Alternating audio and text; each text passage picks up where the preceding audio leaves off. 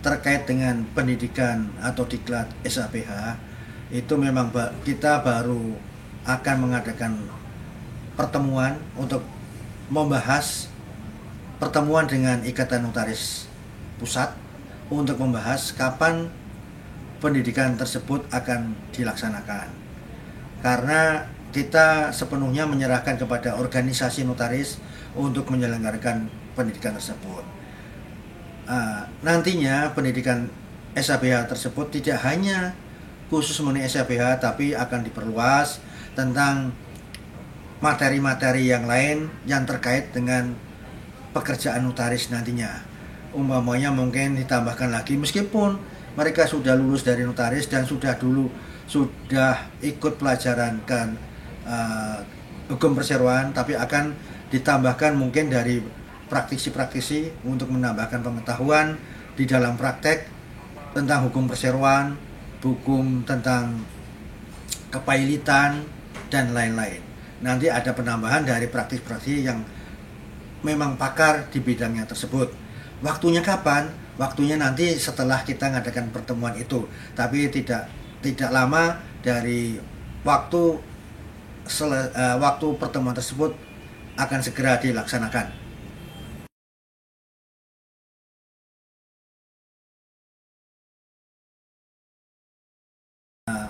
Berikutnya, memang kita serahkan pelaksanaan pendidikan SAPH itu kepada organisasi profesi Ikatan Notaris Indonesia, karena sebenarnya memang di dalam UUJN itu tidak mempersyaratkan pendidikan SAPH untuk penempatan notaris. Tapi Ikatan Notaris Indonesia sangat berharap sekali anggotanya itu akan lebih profesional dalam hal melaksanakan tugasnya, sehingga dipandang perlu untuk kita melakukan kegiatan diklat SAPH tersebut yang ditambah dengan materi yang lain tadi.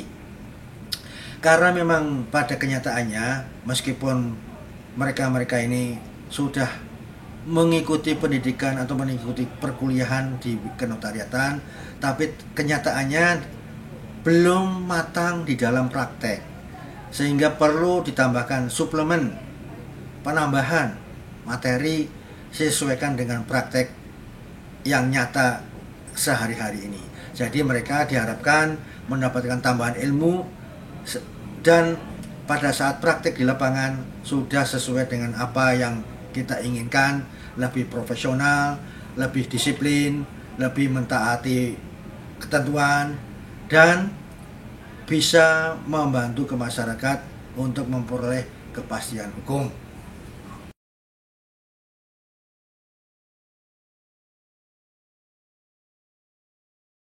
Permen itu tidak ada, tapi Ikatan Notaris tetap menghendaki itu dilakukan.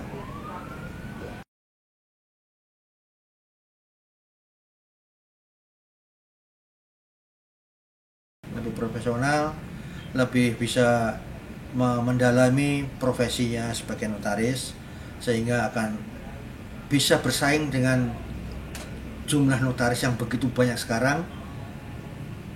Sekarang jumlah prodi notaris itu lebih dari 20 perguruan tinggi yang mengadakan prodi notaris, sehingga setiap tahun itu penambahan notaris begitu banyak dan mengakibatkan persaingan yang begitu ketat.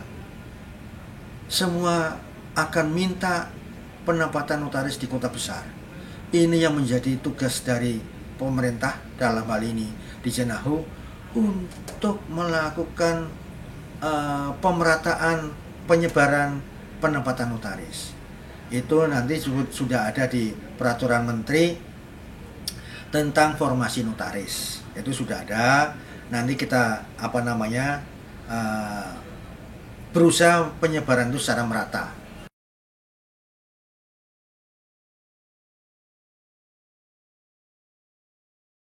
Peraturan menteri sudah ada, itu nanti tinggal mungkin di taraf pengundangan oleh Dijen Peraturan Perundang-undangan segera diberlakukan dan nanti salah satunya di dalam permen tersebut ada namanya pembagian wilayah, yaitu wilayah A, B, C, D.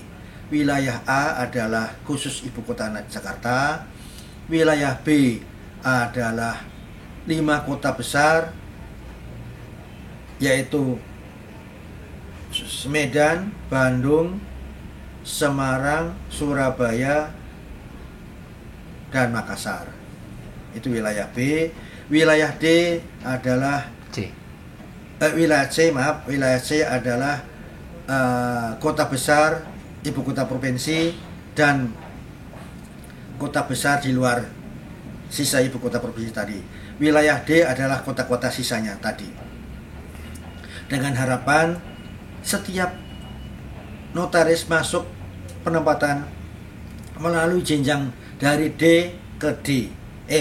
Dari D ke C baru ke D. Bukan dari kemudian pindah-pindahannya gitu-begitu. Berurut berjenjang. Bukan dari D langsung ke A. Yang selama ini begitu, dari D langsung minta pindah ke A. Itu yang bikin permasalahan yang lebih rumit kepada kita yang mengatur formasi tersebut.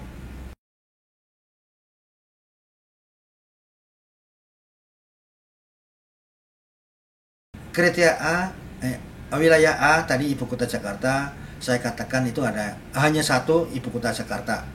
Itu tidak bisa untuk pengangkatan baru, hanya bisa untuk pindah. Kemudian wilayah B itu adalah 5 kota besar yang sebenarnya sudah penuh, yaitu 5 kota tadi disebutkan. Itu hanya bisa untuk pindah dari wilayah yang di bawahnya kepada di situ. Tapi untuk pendiriannya pun sudah penuh. Untuk pengajuan pertama sudah penuh karena hanya menunggu formasi apabila nanti ada. Seperti kemarin Kabupaten Bandung. Kabupaten Bandung bukan wilayah, bukan kota Bandung ya. Itu masih bisa.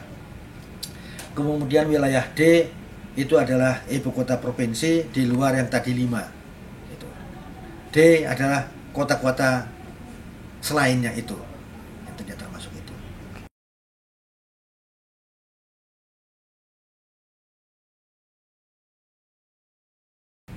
Terhadap para pemohon penempatan notaris maupun kepada mereka yang akan memperpanjang jangka masa kerja pensiun notaris, saya mintakan agar benar-benar memahami peraturan pemerintah nomor 45 tahun 2014, yaitu tentang PNBP.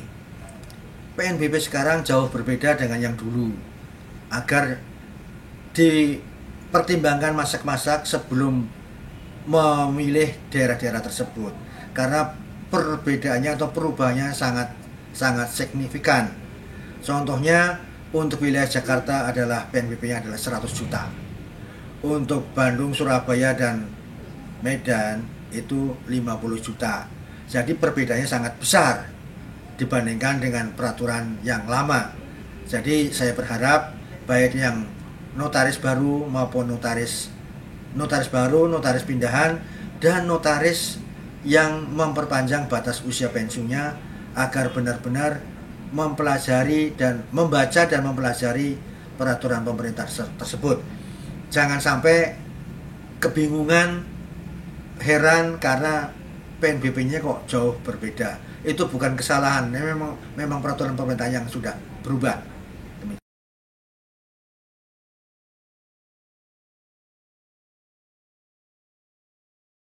Tergantung wilayah Pak, itu Pak ada yang 5 juta, ada yang 1 juta.